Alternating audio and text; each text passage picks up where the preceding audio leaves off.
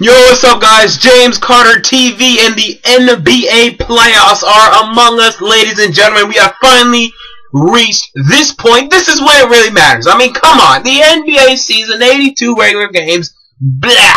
This is when it really matters. This is when we all get intrigued and interested, and we're excited, and we're ready to see what goes on. And especially this year in the Western Conference, things will go down.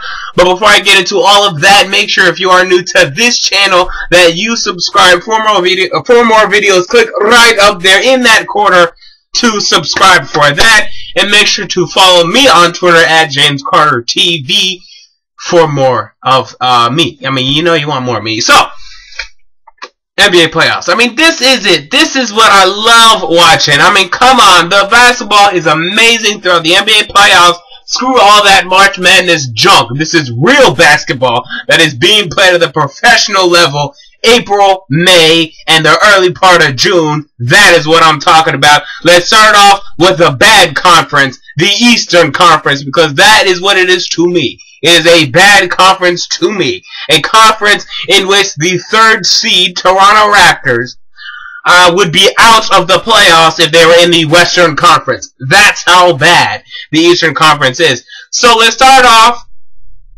with the 4-5. Actually, no. Let's start off with the 1-8. Let's start off with the 1-8, and then we'll go down to the 4-5. So with the 1-8, we have the Indiana Pacers facing the Atlanta Hawks, and they actually split the season series between these two, and I think there's something to that.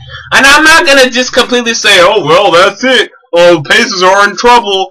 And they're not completely in trouble. I'm not ready to go that far. However, I think they will be challenged a little more than they should be at this stage.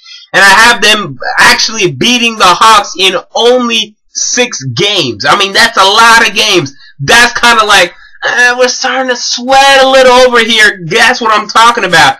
Because the Pacers, they have not been playing good basketball lately.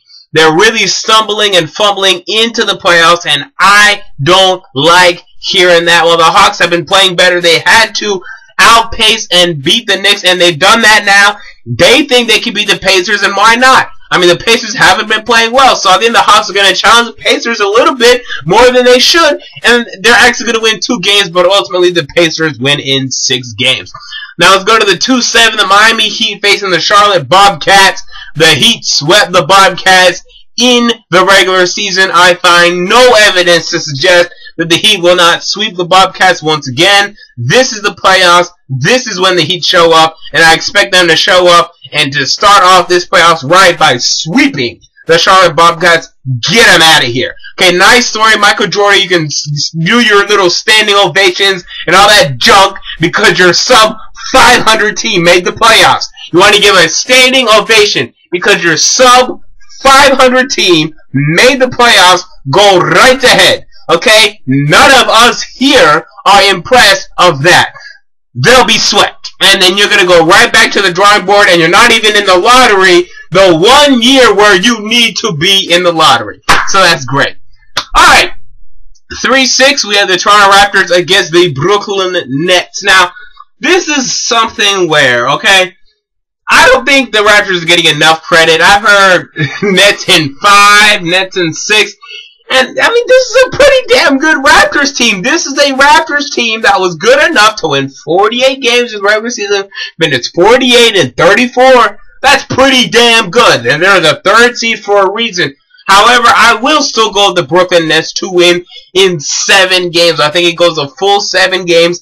But I think ultimately the Brooklyn Nets and their veteran leadership is what will get it done. The veteran leadership and experience will get it done in the Game 7. That will be too much for the young Toronto Raptors squad. So that's what I have going down in this one. And we have the 4-5 between the Chicago Bulls and the Washington Wizards. I have the Chicago Bulls winning this one in what will be, again, a 7-game series. But yet again, their experience in the playoffs, Tom Thibodeau's great coaching prowess will bring them to the top or propel them to victory, and have the Bulls winning in 7. Now let's move to what we want to talk about. The Western Conference. First round, Western Conference. This is what is up here. Okay? Start with the 1-8. You have the San Antonio Spurs facing the Dallas Mavericks. The Spurs swept the Dallas Mavericks in the regular season. I don't think we're going to have the same story. I have the Mavericks winning one game. And that's a good game.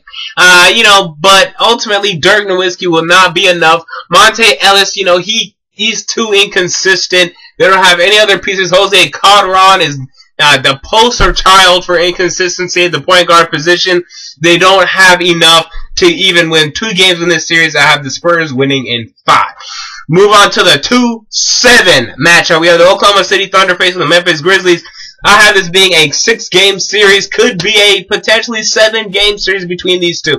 The Grizzlies are back to playing very good basketball with Marc Gasol and Mike Conley. They're back on the court, and when they're on the court, they play well. They're playing very well. But ultimately, the Thunder are going to get it done. I don't doubt it a bit. I don't even question it. I say it's going to be 6. Could end up being 5, honestly, but I'm going to give the Grizzlies 2 hard-nosed games. They're going to win, but ultimately the Thunder win in 6. We move on to the 3-6 matchup between the Los Angeles Clippers and the Golden State Warriors. Now, as I was looking for a potential upset, I said this could be one. I look at this, and Golden State, we know how hot they can get. And we know that once they get hot and once they get rolling, you're in trouble. But then news came down that Andrew Bogut, now this is news we already know. Andrew Bogut, is injured yet again, and he could miss a lot of time in this series. And this is this guy's story. Andrew Bogut can never stay healthy ever. Ever. And they want to blame Mark Jackson. They want to blame Mark Jackson for not pushing this team to the fucking championship. Maybe if he didn't have a center by the name of Andrew Bogut, who's never healthy for the playoffs. Ever. He's never healthy for the playoffs. If you didn't have this clown taking up your damn roster spot, you could upgrade that center position to find somebody who could go and play well at the center position during the playoffs. And that's why, yet again, the Warriors will be a first-round exit. They will lose in 6 games, 2 games. Stephen Curry and Klay Thompson are going to shoot the lights out and they're going to win. But it's not sustainable enough to beat this Houston Rockets team. Or, excuse me, to beat the, what am I trying to say? To beat, the Los Angeles Clippers team. It's not enough at this juncture to try to be the Los Angeles Clippers team just to be hot one night. It's not enough. And they're going to try to rely on that, and it's not going to work out. But I love it. I would love to see the Warriors make it. Hell, I had them in the goddamn Western Conference Finals, so how stupid do I look now? Not too stupid, pretty stupid. But, again, Andrew Bogut, they rely on this guy, he doesn't show up, there you go. Now, to the 4-5, between the Houston Rockets and the Portland Trailblazers. Now, this is very interesting to me, because everything's screaming out Houston, because, they have the experience. I've been talking about that. I've been talking about the playoff experience and how much of a vital role that plays in these playoffs. But I'm actually going to go with the upset here. I'm going to go with the younger, hotter Portland Trailblazers team.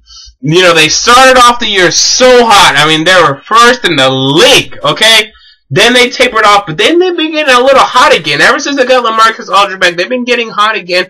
And the Rockets, they're just kind of just staying in the middle. Dwight Howard, he sometimes plays, sometimes he doesn't. James Harden sometimes plays, sometimes he doesn't. I'm going to go with the upside. I'm going to go with Portland to win in 7 games. I think it goes a full 7 games, but Portland, Damian Lillard, LaMarcus Aldridge, and that bunch pulls it together in Game 7, shocks us all, and wins this in a 7-game series. Now, with that said, that is my round 1 predictions. Please comment down below yours. I want to know what you have to say.